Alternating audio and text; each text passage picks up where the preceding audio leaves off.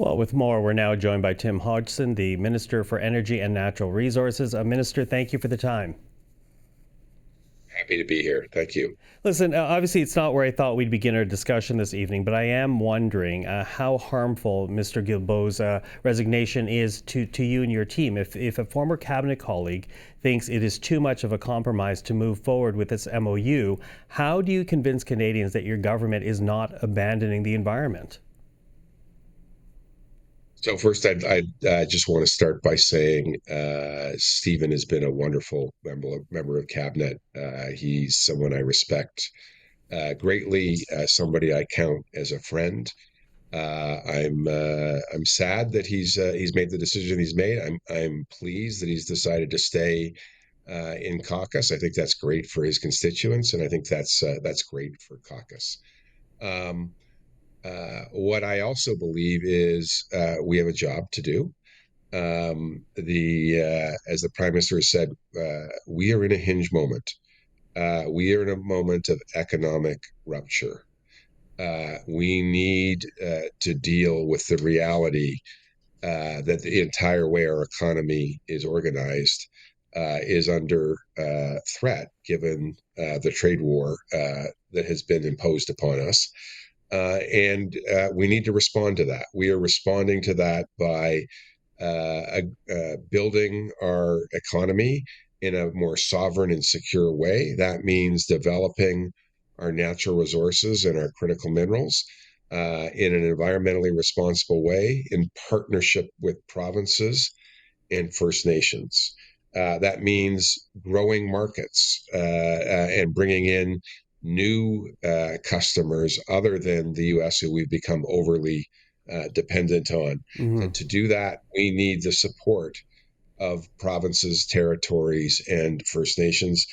And But so but what that's about what but we're what going to about do. members of? And I'm sorry to interrupt, but what about members of your own caucus, though? Stephen Guilbeault is walking away, and we have heard there are some Liberal MPs who are a bit hesitant, concerned about this deal moving forward with Alberta.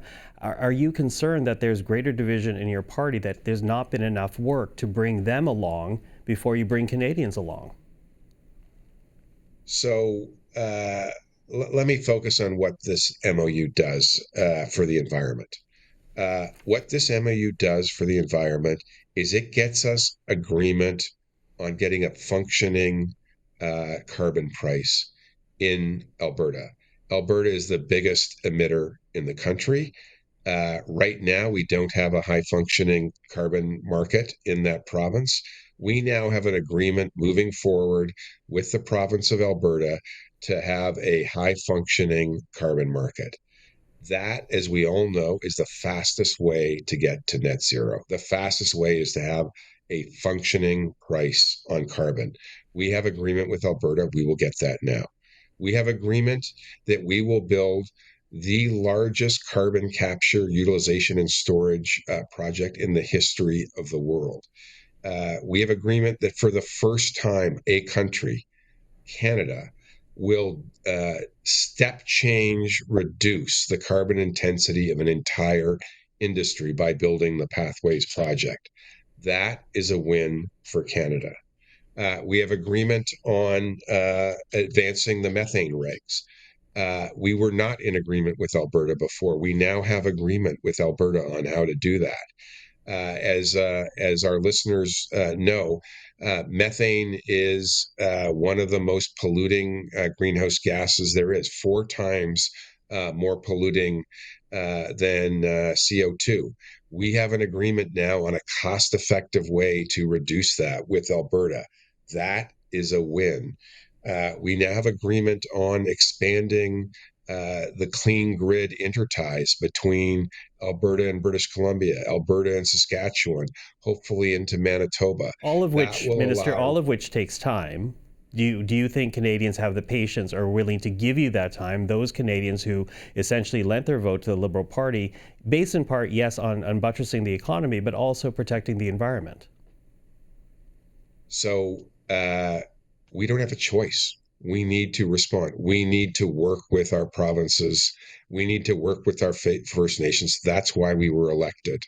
Our Prime Minister has said he is focused on outcomes, not how we get there. We are sharing a goal. We are sharing a goal with Alberta and with the other provinces that we will get to net zero by 2050. That goal is clear. It is a shared goal. It is laid out clearly in the MOU. How we are getting there is slightly different than we have planned in the past. But now we have agreement with the province, Alberta, an important province, on how to get there. And we're getting those same sorts of agreements with other provinces too. We now have a one project, one review agreement with the province of British Columbia. We just signed a similar agreement with the province of Ontario. We just signed a similar agreement with the province of Manitoba. We are moving forward and we are moving towards net zero. It is a slightly different path. It's a path we need to achieve. And that's what I'm focused on. I think that's what the Prime Minister is focusing on. We need to bring our caucus along on that. That's work to do. But Canadians expect us to do that hard work, and that's what we're going to do. Part of the hard work is also British Columbia. I know you mentioned it in regards to in terms of review, but we heard from David Eby today. He is still very much against an idea of a pipeline going to the BC coast, especially in the north coast. How involved are you going to be in that job to convince him this is worthwhile and can also protect the environment? So I know the Prime Minister's had conversations with Premier Eby. I've had conversations with my counterpart, Minister Dix. This MOU requires a proponent, in this case Alberta, to have conversations with an affected jurisdiction. The MOU specifically calls out a three-way working table between British Columbia, Alberta, and the federal government. We will do our part. uh, there's work to do. We're prepared to roll up our sleeves and do that work.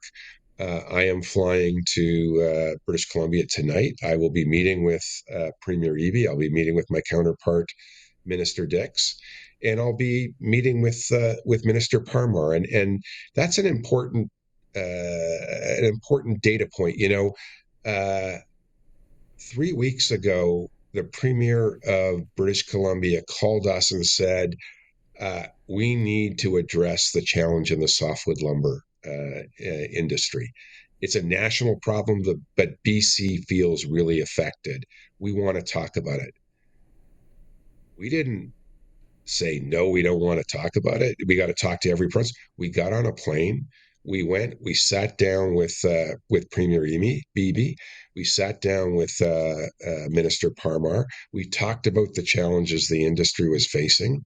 We committed that we would work on solutions. And within a couple of weeks, we announced solutions for British Columbia and all of Canada.